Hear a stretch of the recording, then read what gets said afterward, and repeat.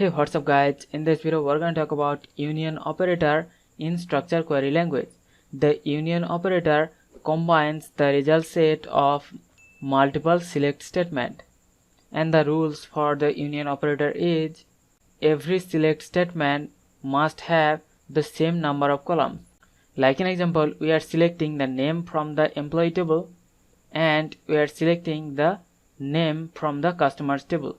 So the number of column we are selecting has to be same while performing the union operation, and also the columns should be in the same order. So all the column we are selecting must be in the same order, and also the columns must have the similar data type. So the data type of the name column in the employee table has to be same with the name column in the customers table. And the syntax to perform the union operation is we have to write select and then the name of the column from the table name, and then we have to use the union operator followed by another select statement.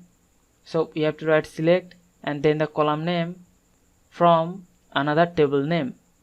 So we are selecting the columns or set of columns from two tables and we are performing the union operation.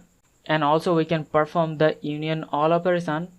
So we have to use the select statement to select the column from one table, and also we have to use the select statement to select column from another table, and in between them we can use the union all operator to combine the result set of the multiple select statement.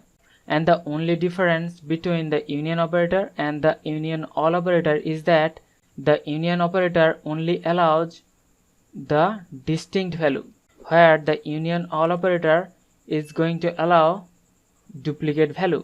So hope you understand about the union operator in structured query language.